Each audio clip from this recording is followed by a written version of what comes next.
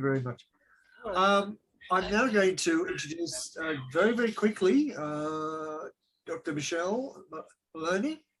We're very lucky to have her with us today as well. Just briefly, she has a Bachelor of Arts Law from the ANU, a PhD in Law from Griffith University. She's the co-founder of AILA, Australian Earth Law Alliance. And of course, she is also a founder of NENA, New Economy Network Australia. Many of these things are focused on the problem that we've been talking about. What on earth are we doing to the world? And where does a new approach to the economy, how we live together, our economy is a social construct. We make it. So without me raving on too much more, I'll hand you over to Michelle.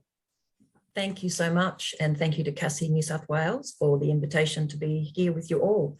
I don't want to put you back to sleep with PowerPoints because Mary was captivating without them, but I do love my visual images. So I'm going to show you some pretty pictures, I hope. Okay, so can you hear me and see me okay? Yes, Groovy. sure. All right, thank you. So I hope that my talk will actually complement a lot of the deeper theory that we've been talking about today. And I suspect that's why folks invited me to be part of it, is the day-to-day work that many of us are doing inside the New Economy Network Australia and inside AILA to take a lot of the good theories, the good ideas and the good examples and see what we can do in terms of getting real traction and getting positive change. So my talk today is called Earth-Centered Economics from the Ground Up, the Greenprint approach. And I'll try to keep to about 25 minutes so that we stay on time. And I'm aware that everyone's been sitting for a while. So I'd love to think that you'll turn me off or turn you off and stand up and stretch while I talk to you. So go for it. First, I'd like to acknowledge country. I'd like to acknowledge that I am very lucky. I live, work and play on the traditional lands of the Yuggera and Turrbal peoples here in North Brisbane. That is a beautiful photo of some water lilies at the Nudgee waterholes. I'd like to acknowledge elders past, present and emerging, and the remarkable governance system that cared for this continent and for each other since time immemorial. And I'm so glad to follow Mary because I love that she was able to outline the relationist ethos and some of her remarkable thinking, because a lot of our work is built on her remarkable thinking.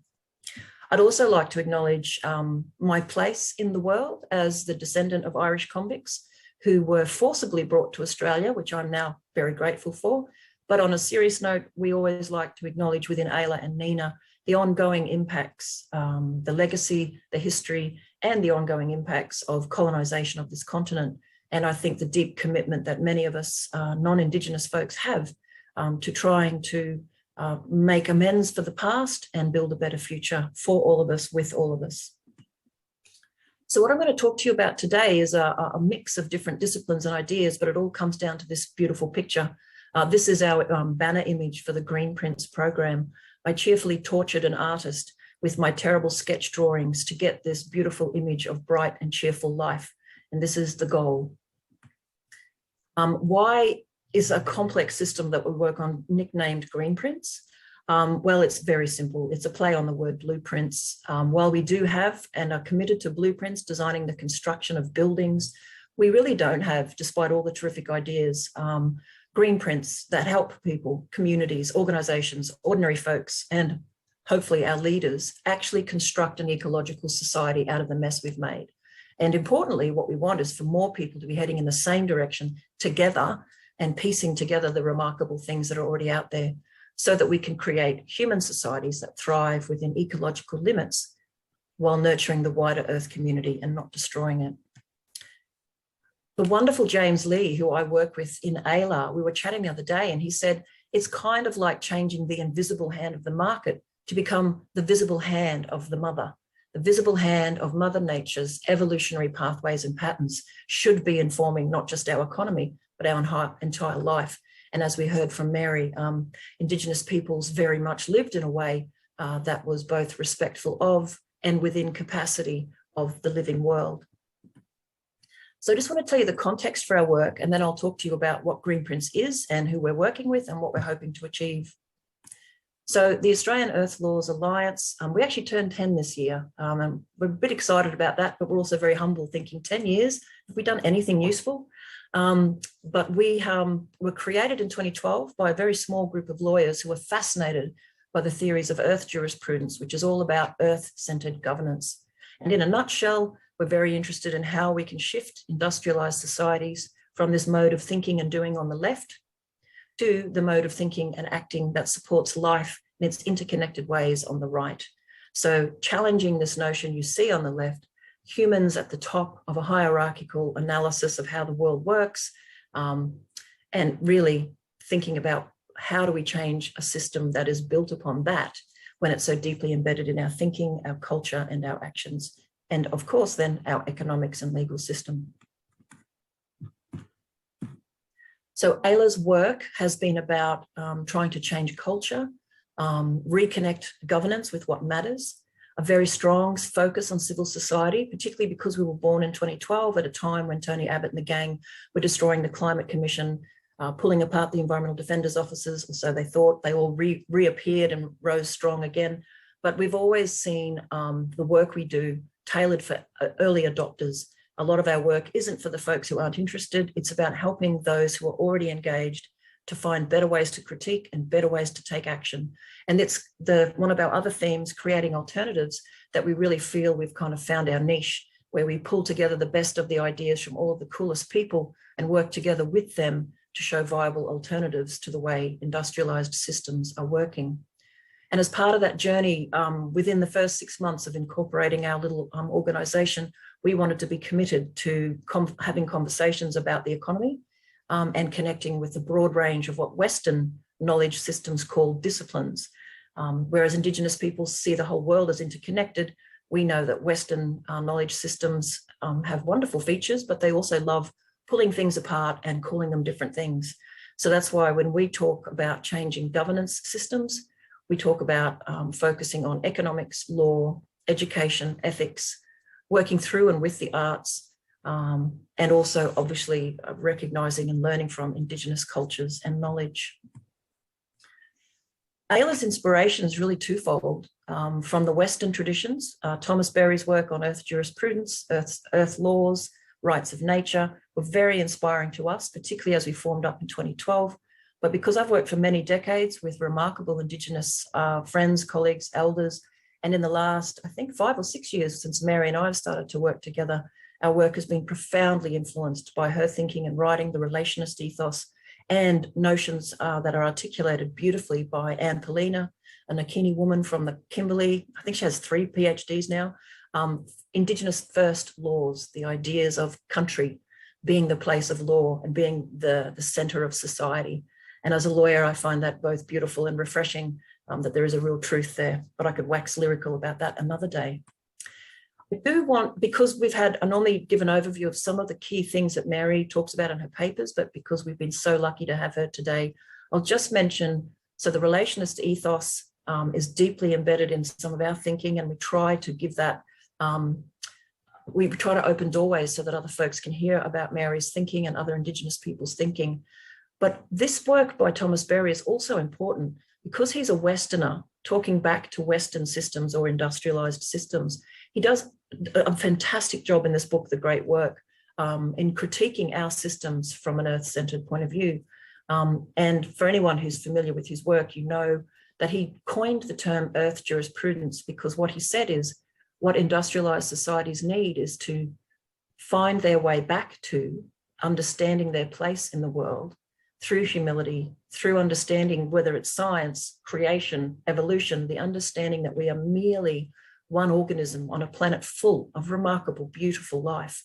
And what we have to do is create an Earth jurisprudence, human systems of law and governance that center on a flourishing life and a flourishing Earth community. But as Mary would say, he didn't just sit under a tree and sing Kumbaya. What I love as a lawyer about Earth jurisprudence and how it's informed the work we do on community-based economics and legal work is that he critiqued these, what he calls the 4 underpinning establishments that control human affairs: law and government, economics, universities and education more generally, and religion.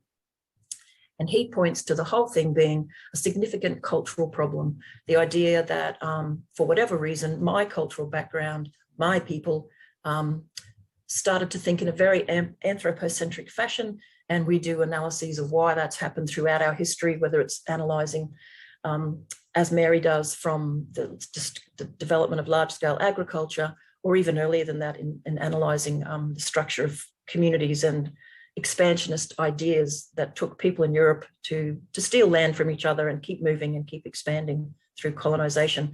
But that's a whole nother story.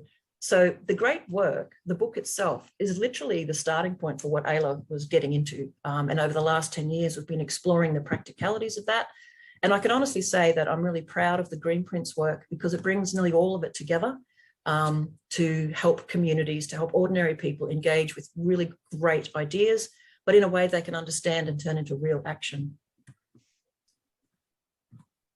So I've already flagged this, but I really want to stress Ayla is interested in bridging this, not so much a gap, but bridging the space between theory and action. So when I give the rest of my talk, you'll see that this is in very much plain English.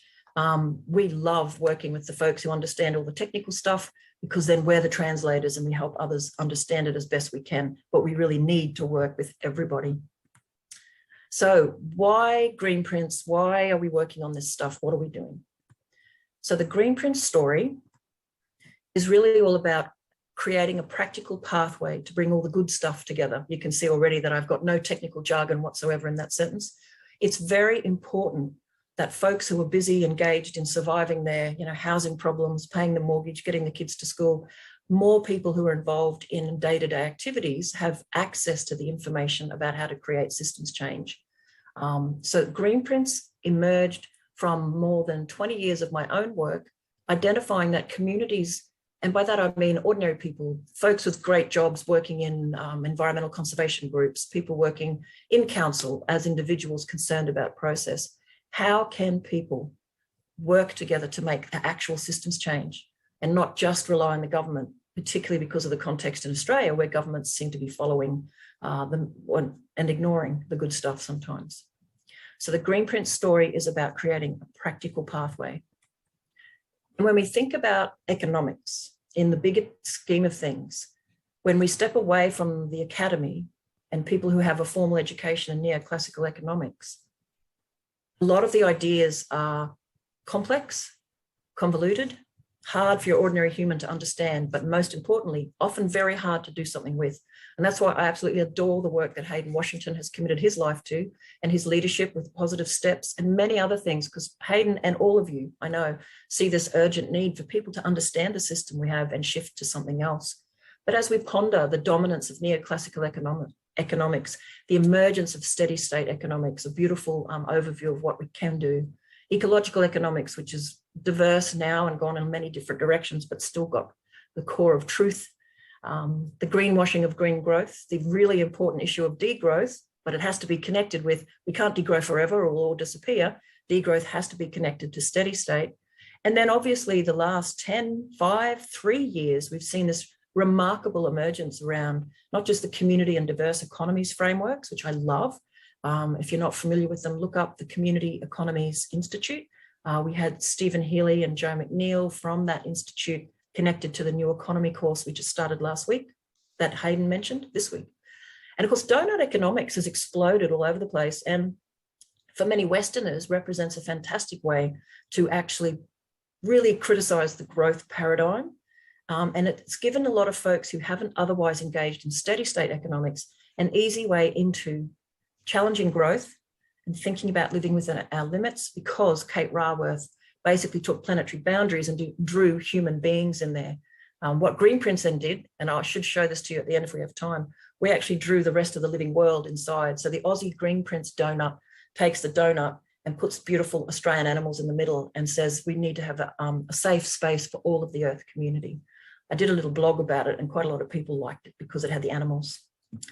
Right, so we're thinking about all these theories, but as Mary said, there is a much more ancient way of being, which is the idea of relational economics, the idea that we can, for at least as a thinking exercise, push aside all of those theories and think about what it is to be a human being, living in relationship with each other and the living world. And that actually is the starting point for Greenprints.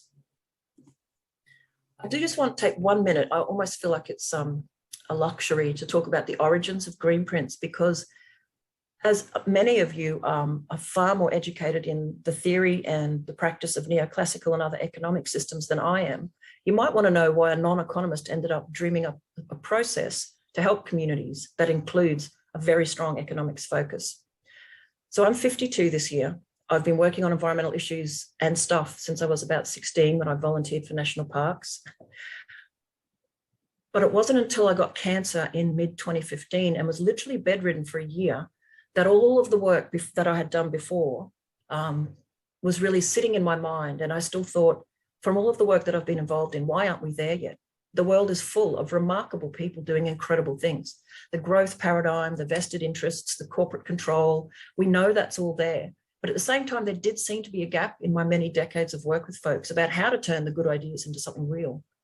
So across the work I did in environmental law, delving into and learning so much from Indigenous knowledge systems and community development work, right through all the natural sciences and the very cool, amazing humans I met through natural resource management, government environment department, this endless fracturing of ideas and the absolute lack of focus on civil society engagement. A lot of the work we do is specialists by specialists for specialists. So how do we bring all of it together? When we co-founded AILA, we could see all of the remarkable people out there, but we could also see still no clear pathway through the mess so that people could take real action. So I hope I'm not harping on that, but Greenprints really is a genuine mishmash of lots of good things from a generalist who cares about the environment. And I actually think that having generalists bring all your specialist knowledge into place is going to be really, and it's already being done. I'm not pretending we've invented something remarkable, but it's a very important thing to keep doing. Oh, and that's a blue-banded bee, because they live in my garden. Most people know I'm obsessed with them. They're the cutest little creature. But when I was sick in bed, there were many days when all I could do was look out the window, and they would buzz around in the lavender lights. And they have really become like this little totem for just honestly the most innocent, cute, gorgeous thing. And if, as Thomas Berry said, when you looked across a field of white flowers, what's good for the flowers is what must be done. That's what's good. And I think what's good for the bees is what must be done. That must be good. All right, back into the nuts and bolts of what we got up to. So the vision, like many other people, regenerative human societies that thrive within ecological limits and support the living world. So it's not just about people doing well in limits, it's how do we love everything and care for all of it and pull our heads in and do better. So our vision is take away the political borders. We're interested in the continent and the life on this remarkable place that we now call Australia. Another way to say it is the map that Mary Graham and many others bring up to show the remarkable nations, or whether you want to call them, autonomous local councils, the communities that lived in place and very much had bioregional legal systems, rainforest laws for rainforest people, desert laws for desert people. Law came from the land. Trade, sharing, economics all came from what the land could provide. And this is the truth. This is the thing that we have to try to do. And this is the stuff that Greenprint is all about. How do we bring the Western mind? And I cannot stress enough, after 35 years of doing this stuff, still to this day, the hardest thing to do is to get an anthropocentric human being to think in an earth-centered way. I am constantly astonished through teaching grown-ups. Kids get it. But anyway, it's a whole other story. We've been teaching primary school kids, high school kids. University is where the problem starts. I've had that many students in law classes around earth laws. It takes literally to do a council of all beings, mock tribunals where they have to speak on behalf of a koala or a blade of grass for them to finally change their perspective. And that's when the gold can start, or should I say the water flows. All right, so I've rambled on. How do we get there? How do we do all this stuff? I've mentioned that what's important to me is helping people move in a good direction. So before I run you through our model, and I thank Hayden Washington for this beautiful quote, all models are wrong, because I think I was apologizing to him saying, look, I don't know if Greenprint is really going to be useful, but gosh, it seems to make sense logically from what I've seen. And you quoted this to me, Hayden, so it's always my caveat.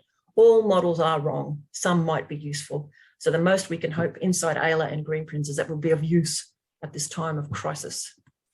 All right, so Greenprint provides practical step-by-step approach to help ordinary people, educated, not educated, all different backgrounds, help people understand the big and the small details of how to change our societies towards living within our limits.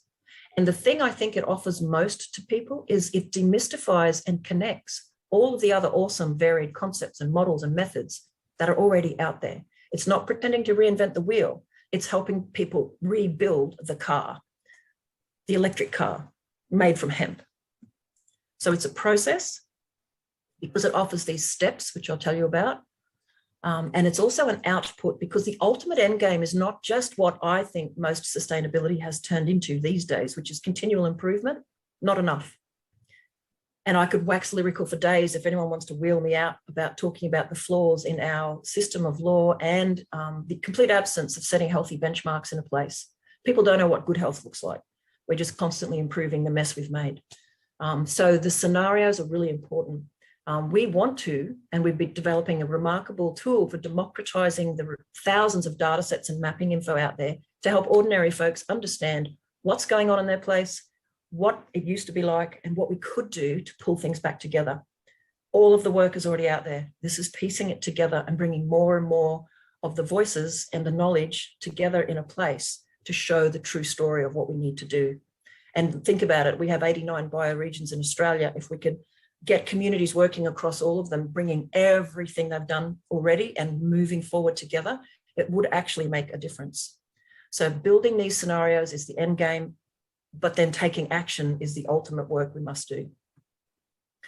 Again, I can talk about the rationale, the ideas behind Greenprints for anyone who's interested, but ultimately we're trying to shift our culture and worldview from human-centered, patriarchal, colonial, the ideas of modernity, the very notions of time come into this, nature as property, towards earth-centered, and in this continent, deeply listening and working in solidarity with Indigenous knowledge, because it is beyond remarkable. I will never understand it all in my lifetime, and it's the stuff. Our economic system, I don't have to mention that, we obviously need to change. And I think, although the regenerative movement at the moment, regenerative is everywhere, it's kind of like what sustainability was in the early 90s, it's still an excellent thing because it directly challenges extractivism, and that's a healthy step forward for many of these movements. Underneath all of the friendly front end of Greenprints is a radical law reform program, which may or may not come to fruition in my lifetime, but there's a whole bunch of lawyers that I've brought into the teams to really start pulling apart how we can make local and bioregional legal structures more of a reality, but that's a whole nother piece of work. And politics, decision-making, just as Mary talks about, and in her longer talks, she talks about this deep, centralized, hierarchical ways that Western organizations, societies, governments work, and bringing power back to more people, and citizens' assemblies and all of that are woven in through this. So there's a big underlying analysis underneath the stuff we're doing, but let's get to the steps. And I'll just see, oh man, my little clock thing doesn't work. Has anyone been watching my time? I'm so sorry, guys. I pressed the button, but for some reason it didn't tell me. No, you're fine. Okay. In regards to how you're going. I can probably finish in 5 or 8 minutes if I've got it, or 10.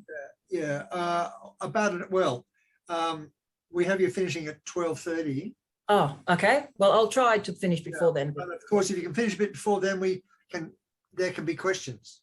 Sure, I'm more worried about people getting some we've had exercise. a few people that would love to ask questions. No worries. Yeah. All right.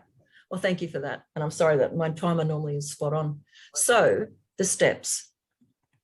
The Greenprints. Oh, actually, I think I wanted to say before I go into the theory, I don't want you to think, oh, here's another person with just another good idea. I developed Greenprints, like I say, it emerged 2015, early 2016 when I was stuck in bed. And then we started to develop how to communicate, and we started playing with communities and experimenting with different ideas. So today, although it's not in any way a perfect system, what we've got is a whole range of people in what is a growing Greenprints community. We have 2 local councils nibbling at the edges. I can't reveal who they are because until they lock into stuff, that's their business. We've got the entire regenerative cities movement, Regen, Brisbane, Sydney, Adelaide, and a couple of other emerging spaces, Regen, Newcastle, And lots of the resilient towns, including folks in the terribly devastated Northern Rivers area, starting to connect with Greenprints because they know there's so much stuff to be done and it's a framework to help bring it all together.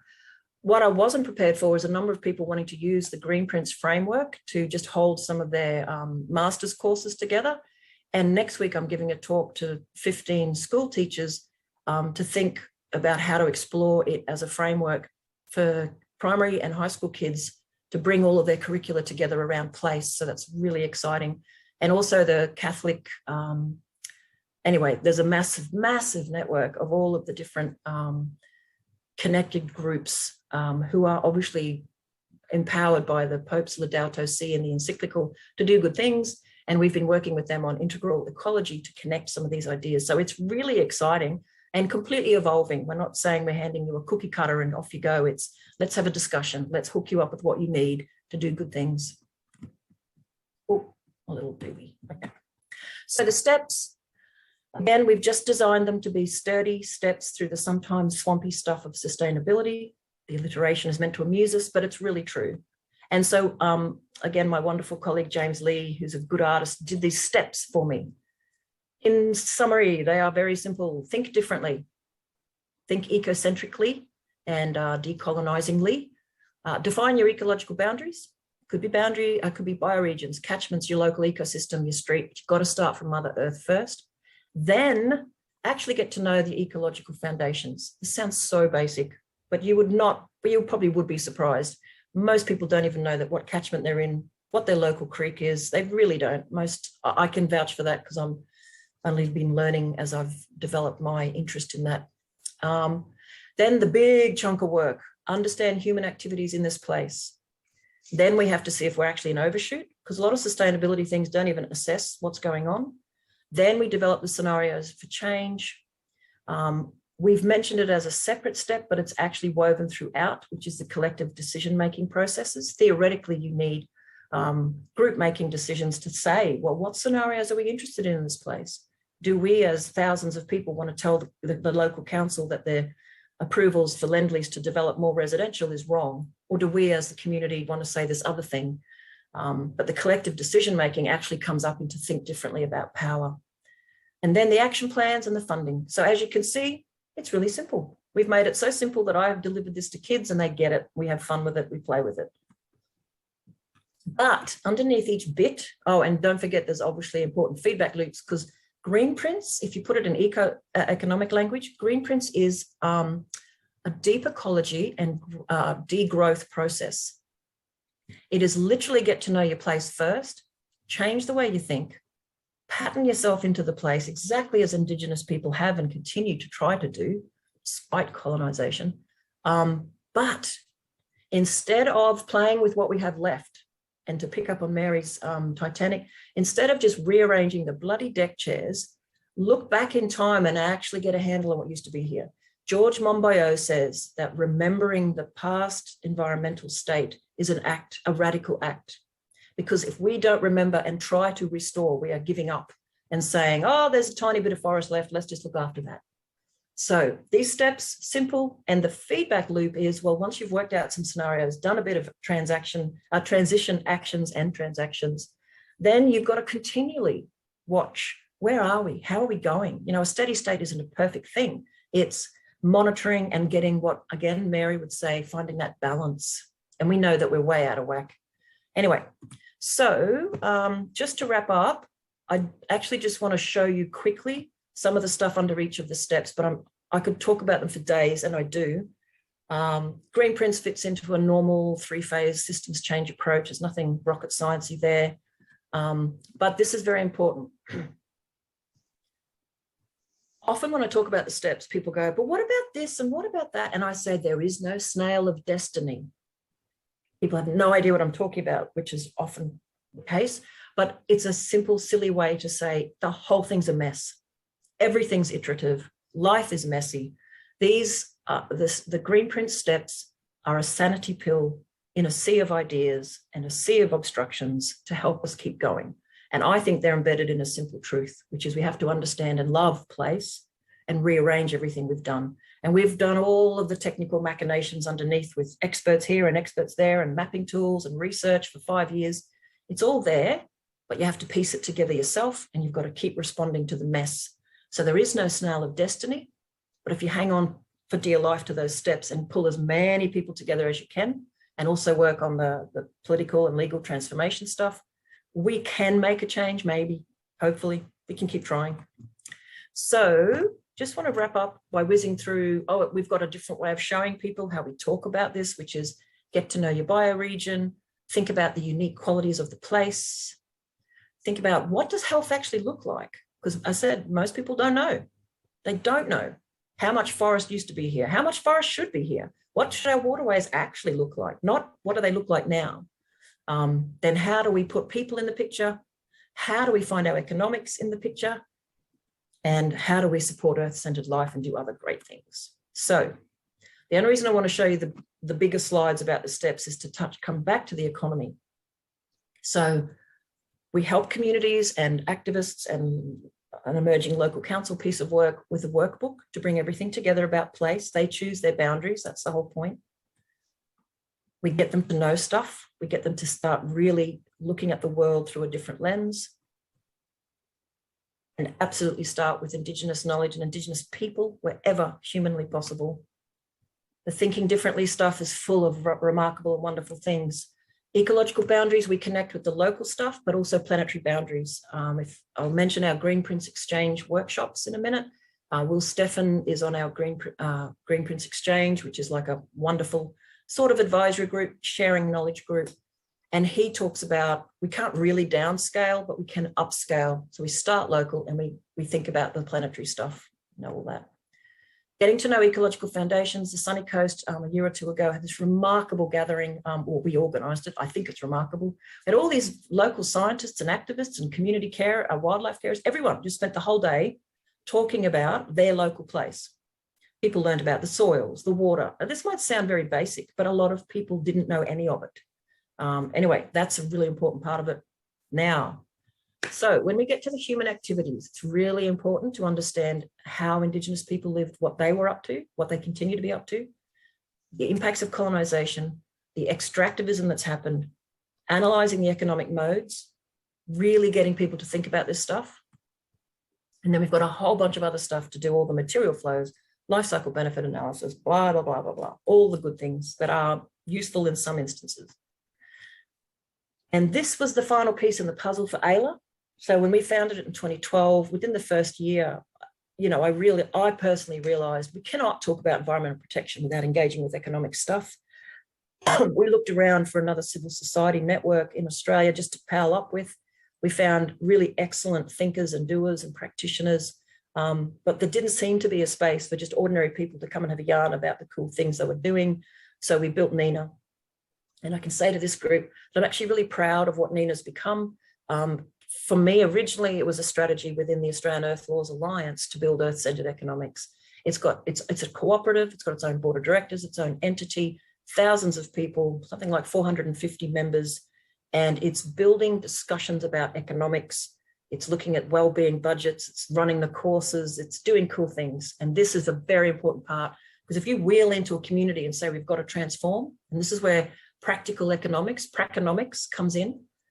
You can talk about big picture theories, or you can do what others in the just transition movement have been doing for a while, sit down and have a yarn about what's going on economically in a place.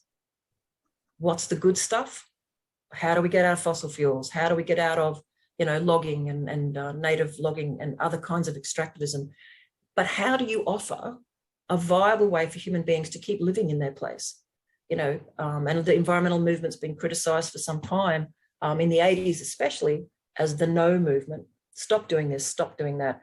I have to say, as someone who is deeply passionate about the living world, being able to engage in wonderful, exciting, genuinely terrific conversations about how we can apply human intelligence, productivity, and enthusiasm for work into ways that also cares for each other and the living world. It's been one of the greatest joys of my career, because instead of being the no bird, we could talk about, yes, we can have it all, sort of, maybe. We've got to change what we think is a good life, but there are ways forward. It's not just about, oh, we've got to go back, live in caves to save our forests. I know you guys know that, but this is actually one of the key messages within our communities that we work with that is most exciting to them. They already love their place. But what they're constantly told by the federal and state governments and the corporations is there's only one way. There is no alternative, Tina. So being able to empower folks to think differently and weave an economy into their bioregion or ecosystem that humans can try to be productive but not destructive, that's been awesome. So I'm going to stop there. There's many other bits and pieces. That's about the deep legal work we're doing. But I just want to say, how are we doing this? And how can you get involved? Because I'm always marketing. We talk. I give so many talks in a week, workshops, yarning up, helping communities come together, blah, blah, blah, blah, blah. Then we have MOUs, workbooks, and get cracking on the real work. But what we do have, in addition to events and projects, is something called the Greenprint Exchange, which I've mentioned.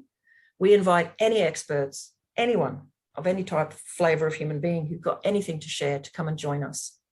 And right now we've got 6, I think, events coming up. The Greenprint Exchange workshop series. We've had Will Stephan on planetary boundaries. We're going to get an update from a lovely guy called Rob Shorter about donor economics from the UK. The wonderful Mary Graham will be talking about the relationist ethos in one session. The fantastic Yin Paradis, Mary Graham and moi will be talking about decolonizing thinking and actions. So it's like an ongoing discussion, toolkit and way forward for people to come together and keep bringing those good ideas.